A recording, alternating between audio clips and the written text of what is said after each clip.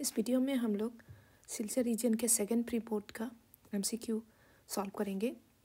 पहला questions molecularity के बारे में है। पहला क्वेश्चन में दिया हुआ है कि चारों स्टेटमेंट में मॉलिकुलरिटी के बारे में कौन सा स्टेटमेंट सही है। तो पहला स्टेटमेंट देखते हैं। मॉलिकुलरिटी एक एक्सपेरिमेंटली क्वांटिटी होता है, ये एक रॉन्ग स्टेटमेंट है। दूसरा स्टेटमेंट में दिया हुआ है कि मॉलिकुलरिटी एक जीरो भी हो सकते हैं और फ्रैक्शन भी हो सकते हैं। तो ये स्टेटमेंट भी रॉन्ग है क्योंकि मॉलिकुलरिटी का जो वैल्यू है वो हमेशा होल नंबर में आएगा। मॉलिकुलरिटी जिसका 3 से 3 है वो रिएक्शंस रेयर होते हैं और फास्ट होते हैं, तो ये स्टेटमेंट भी रॉन्ग है। लास्ट स्टेटमेंट में दिया हुआ है कॉम्प्लेक्स रिएक्शन के लिए मॉलिकुलरिटी कोई मीनिंग नहीं है, तो ये स्टेटमेंट सही है क्योंकि हम लोग मॉलिकुलरिटी सिर्फ एलिमेंट्री रिएक्शंस के लिए कैलकुलेट करते हैं। नेक्स्ट क्वेश्चन में कंडक्टिविटी के बारे में है। कंडक्टिविटी जो कि हम लोग कप्पा के साथ डिनोट करते हैं, डाइल्यूशन के साथ डिक्रीज हो जाता है क्योंकि डाइल्यूशन के साथ नंबर ऑफ आयन्स पर वॉल्यूम डिक्रीज हो जाता है। सो यहाँ पे सही ऑप्शन है हमारा ऑप्शन ए। क्वेश्चन नंबर 3 में दिया हुआ है कि कुछ आयन्स आपको यहाँ पे ऑप्शंस में दिए हुए हैं। उन आयन्स में से कौन सा आयन का मैग्नेटिक मोमेंट आपके 5.9 के बराबर होंगे। तो मैग्नेटिक मोमेंट निकालने का फॉर्मूला हमारा है mu equal to √n/n+2। n जो है वो एक नंबर ऑफ अनपेयर्ड इलेक्ट्रॉन होगा। तो देखते हैं इन आयन्स का अनपेयर्ड इलेक्ट्रॉन कितने हैं।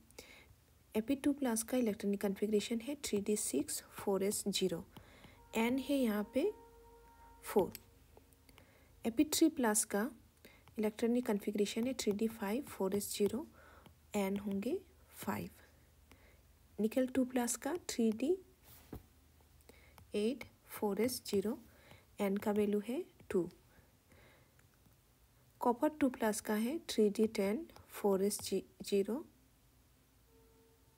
3d9 4s0 और n इक्वल टू होगा हमारा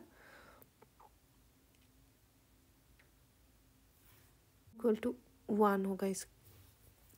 तो यहाँ पे अगर हम लोग n का वैल्यू 5 पुट करते हैं तो म्यू वैल्यू आएगा 5 × 5 + 2 इक्वल टू √35 और √35 का जो वैल्यू आएगा वो आएगा 5.9।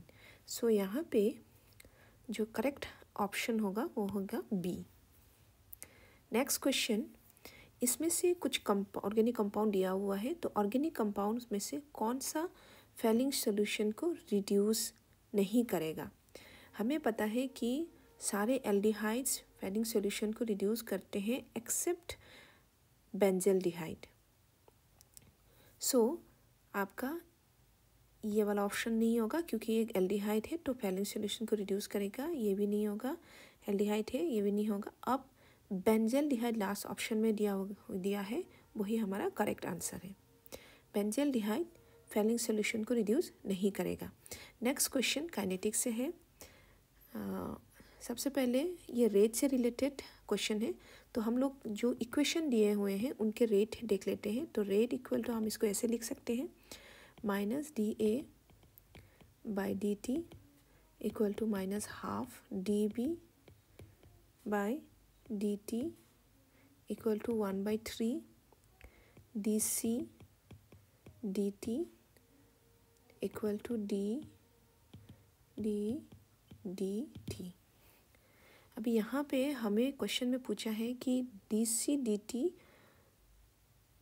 किसके बराबर होंगे, यहाँ पे ऑप्शंस में जो गिवन है। सो ये dC और dt यहाँ से अगर हम निकालें तो 1/3 dC/dt इक्वल टू हम लिख सकते हैं -12 dB/dt। सो यहाँ अगर हम इसको 2/3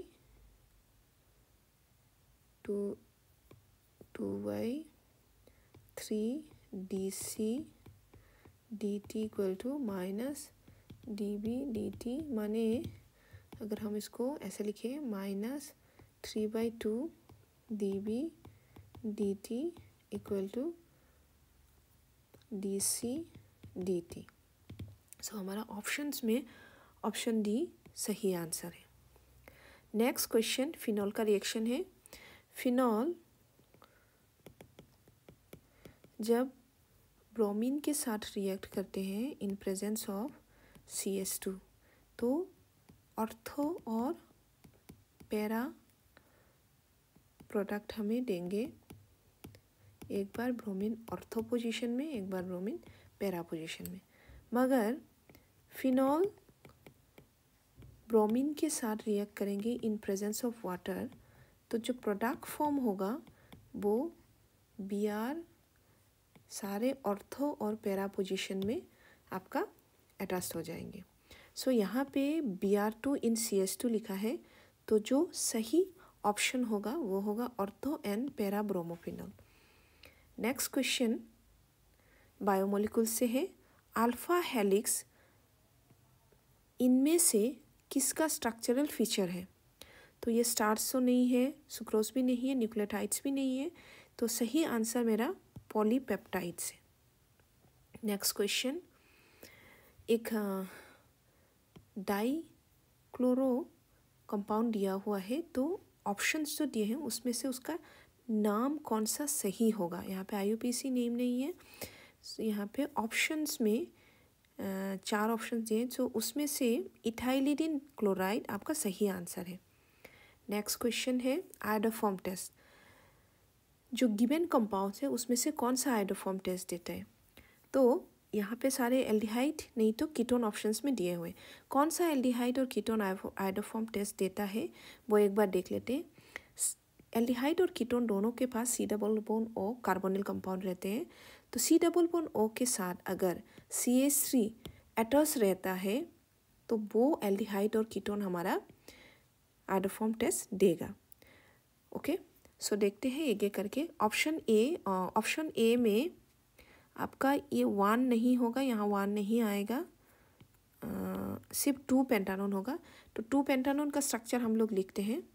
2 पेंटानोन, पेंटानोन माने 5 कार्बन हो गया हमारा, 1 2 3 4 5 और 2 पेंटानोन, ये है 2 पेंटानोन। उसके बाद इथानॉल 1 2, उसके बाद OH ये स्केलेटन है। उसके बाद इथानेल,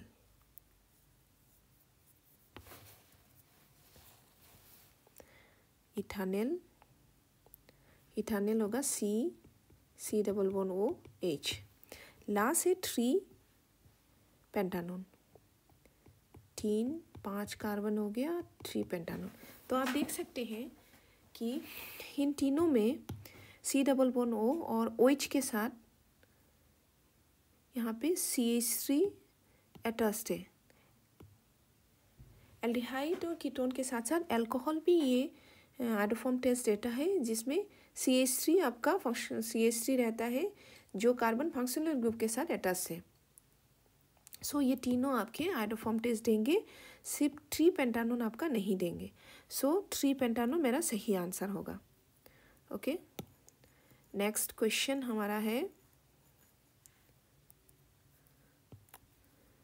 यहाँ पे कोऑर्डिनेशन कंपाउंड दिया हुआ है। आपको इन कोऑर्डिनेशन कंपाउंड का आइसोमरिज्म बताना है कि ये कोऑर्डिनेशन कंपाउंड कौन सा आइसोमरिज्म शो करते हैं। यहाँ पे आप 6H2O और 5H2O देख रहे हैं तो सॉल्वेशन आइसोमरिज्म ये आपका शो करेगा। नेक्स्ट क्वेश्चन है न्यूक्लियोसाइड। न्यूक्लियोसाइड में आपका नाइट्रोजनस बेस और पेंटोस शुगर रहते हैं तो ऑप्शन सी होगा। मगर न्यूक्लियोटाइड अगर आपको बोला जाए तो न्यूक्लियोटाइड में nitrogenous base plus pentose sugar plus phosphoric acid रहेगा। तो आप देख सकते हैं कि न्यूक्लियोसाइड और न्यूक्लियोटाइड में क्या डिफरेंस है। न्यूक्लियोसाइड में पेंटोस शुगर नहीं रहेगा, न्यूक्लियोसाइड में फॉस्फोरिक एसिड नहीं रहेगा, न्यूक्लियोटाइड में फॉस्फोरिक एसिड रहेगा। इस वीडियो में हम लोग इतना ही सॉल्व करेंगे। नेक्स्ट जो क्वेश्चंस होंगे इस पेपर का वो हम नेक्स्ट वीडियो में सॉल्व करेंगे।